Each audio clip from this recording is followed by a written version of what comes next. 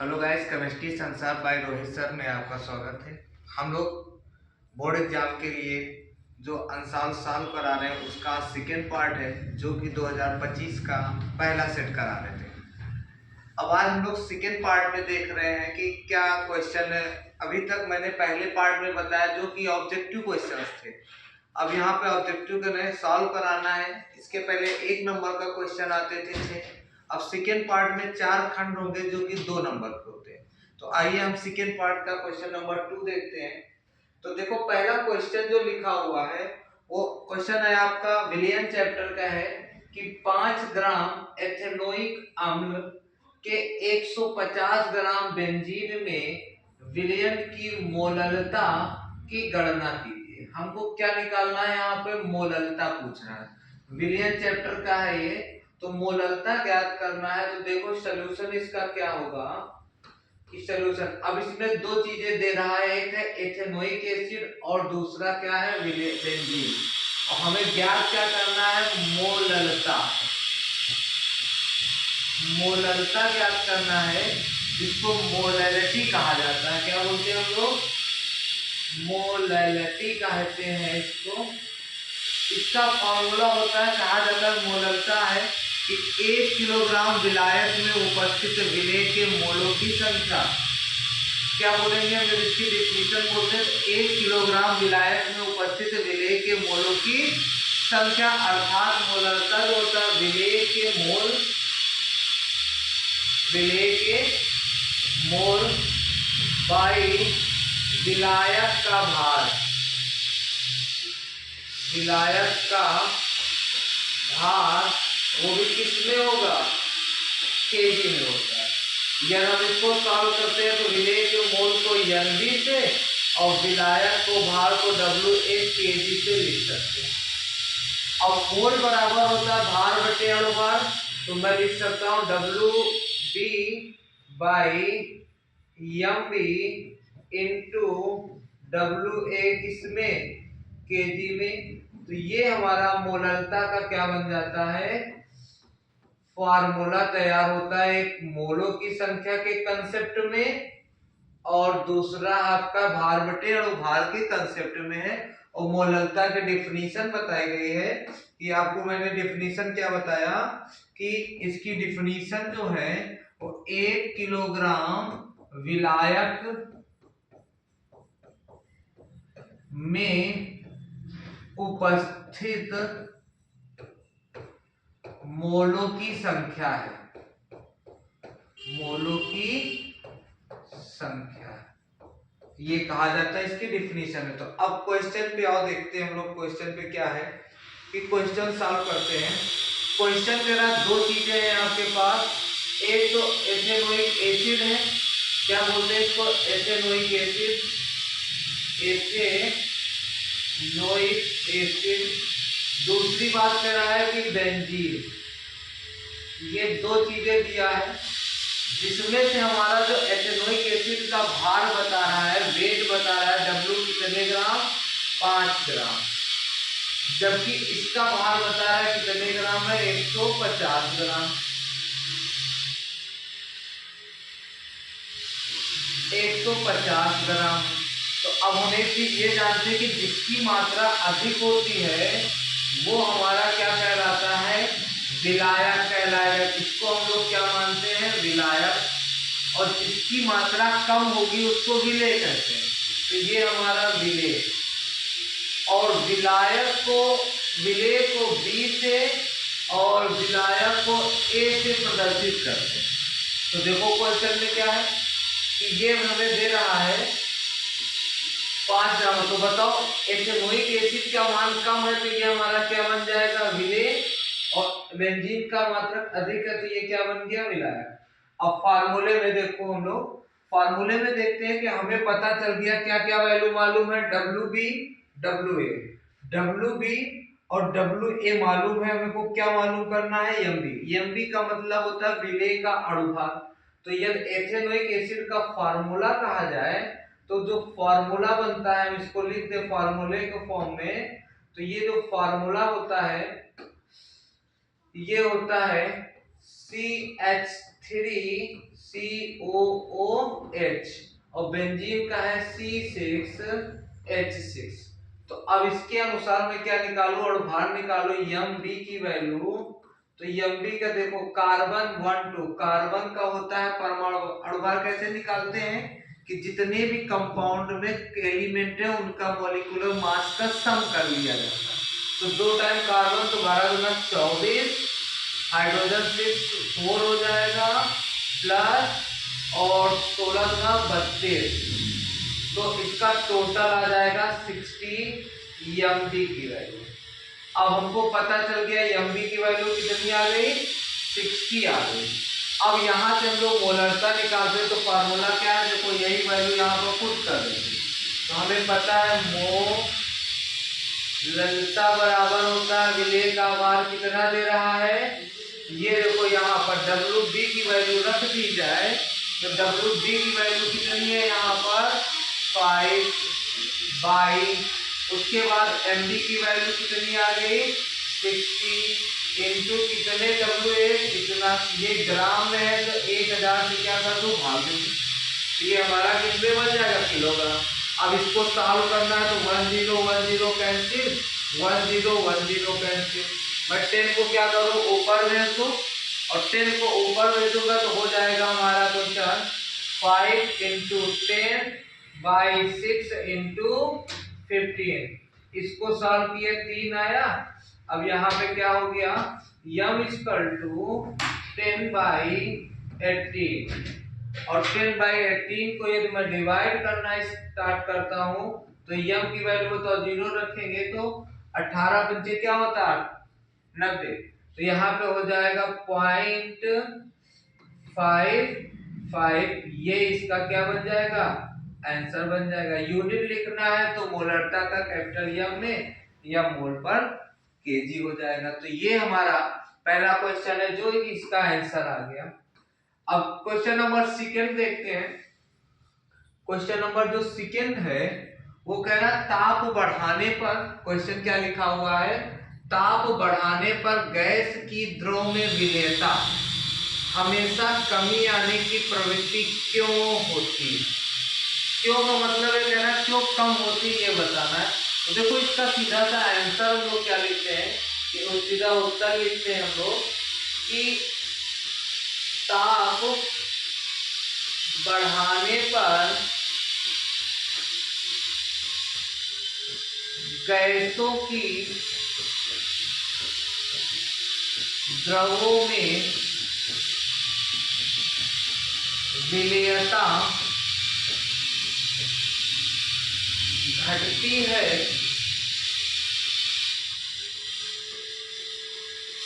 क्योंकि गैस की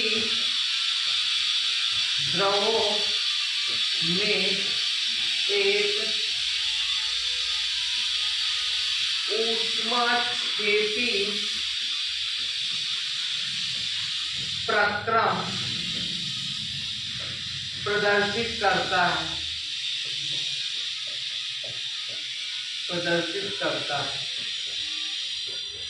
तो ये बन जाता है इसका ऊष्माक्षेपी प्रक्रम प्रदर्शित करता है। अब हमको देखना कि ऐसा क्यों है, ऊष्माक्षेपी का मतलब क्या है कि देखो ऊष्माक्षेपी जो वर्ड है, ऊष्माक्षेपी का मतलब होता है जिसमें हम लोग कहते हैं डेल्टा एच की वैल्यू किसमें होती है निगेटिव में, कि मान लो ए और बी कोई है, इससे अब क्रिया करके ए बी बना और साथ में कुछ ना कुछ क्या दे रहा है हीट दे रहा है उष्मा दे रहा है। तो हीट या उष्मा में एक वैज्ञानिक थे ला सातले का नियम, और ला सातले नियम कहता है कि जहां उष्मा होगी कमी होगी अवक्रिया उसके विपरीत हो जाती है। तो अवक्रिया विपरीत होने का मतलब जब हमने गैस में मिलाया तो ये बन रहा, लेकिन ताप होने के कारण ये अवक्रिया क्या हो जाती है वापस लौट आती है, और वापस लौटने पर फिर उसकी घुलनशीलता क्या हो जाती घट जाती। एक कंसेप्ट तो ये, दूसरा कंसेप्ट हम ये समझ सकते हैं कि दूसरी बात मैं यदि यहाँ पे कह दूं कि जो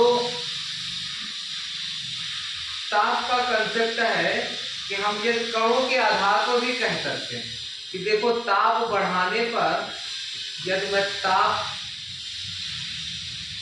बढ़ाने की बात करें या बढ़ाने पर, तो ताप बढ़ाने पर क्या होता है कि जो ठोस होता है वो द्रव में, ठोस द्रव में और द्रव गैस में कन्वर्ट होती है। तो बताओ जैसे जैसे में ताप बढ़ेगा तो वो तो खुद ही गैस में चली जाएगी, तो द्रव में विलेयता बचेगा कहाँ। इसीलिए ये है, लेकिन हमको कंसेप्ट कौन सा पढ़ना, ऊष्मा स्थिति। लेकिन एक चीज इसमें एक्सेप्शन है, ये नोट करके मैं अपवाद की बात करूं, एक्सेप्शन की बात करूं, तो दो गैसें हैं, एक तो हीलियम गैस और तथा हाइड्रोजन गैस। ये क्या करते हैं कि जो हीलियम और हाइड्रोजन गैस हैं ये हमें ऊष्मा शोषी अभिक्रिया दिखाते हैं, ऊष्मा शोषी अभिक्रिया देते हैं, ऊष्मा शोषी अभिक्रिया देते हैं। जबकि ये और सभी गैसें कहती होती है ऊष्मा क्षेपी होती है। तो ये चीज इसका आता है, इसके 2 नंबर का, तो ये हमें अपवाद में बताना रहता है। अब नेक्स्ट क्वेश्चन देखते हैं कि क्वेश्चन नंबर नेक्स्ट कह रहा है कि लैंथेनाइडो, जिसको हम लोग Ln से प्रदर्शित करते हैं, लैंथेनाइडो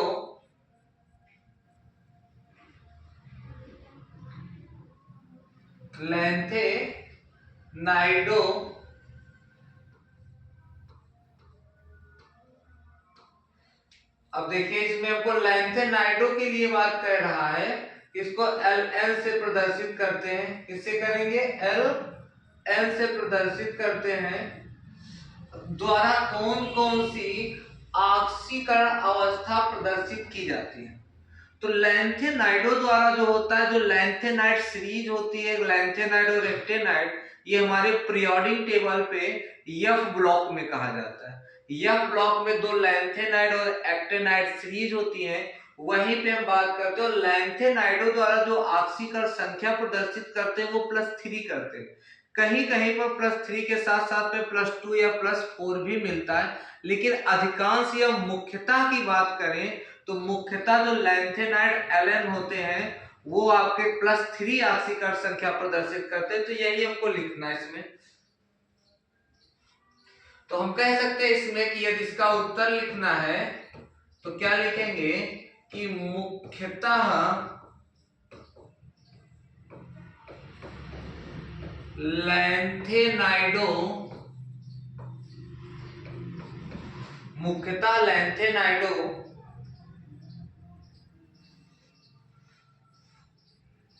द्वारा +3 ऑक्सीकरण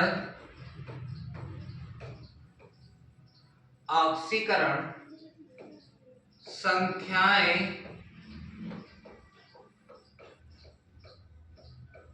प्रदर्शित करते हैं।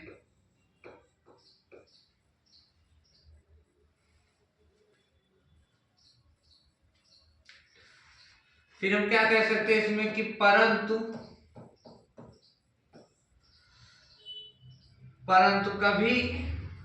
कुछ अवस्थाओं में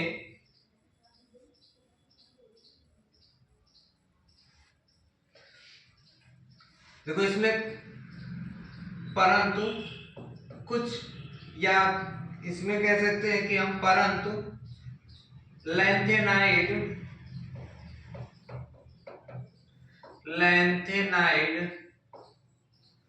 +2 व +4 ऑक्सीकरण संख्या भी दर्शाते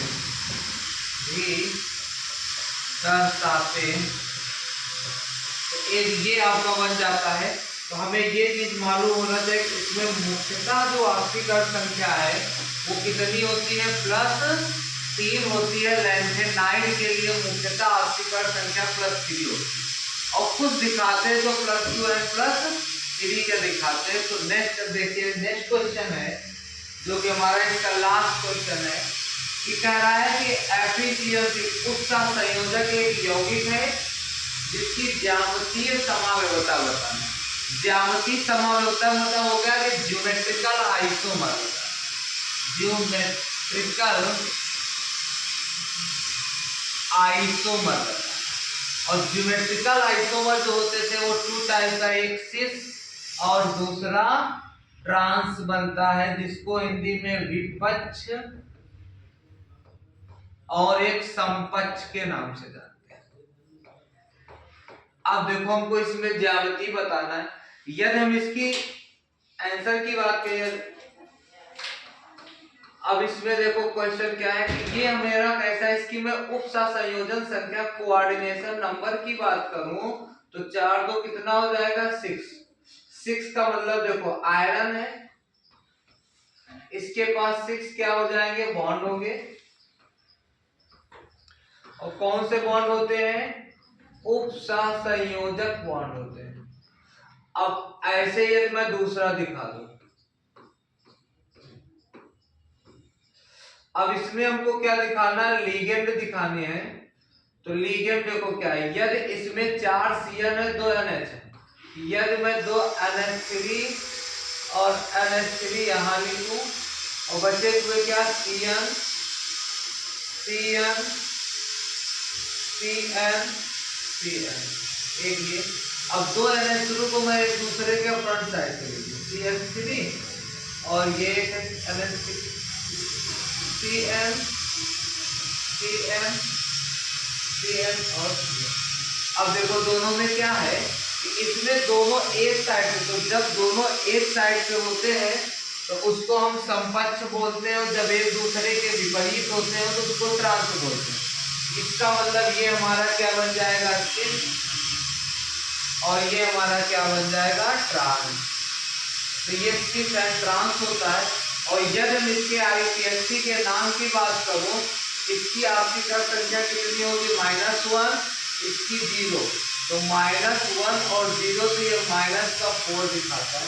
ये हमें सिस एंड ट्रांस दिखाना था। इसका ये तो हमारा जो क्वेश्चन नंबर 2 है उनके चारों ये हैं। नेक्स्ट हम लोग नेक्स्ट टाइम देखेंगे। धन्यवाद।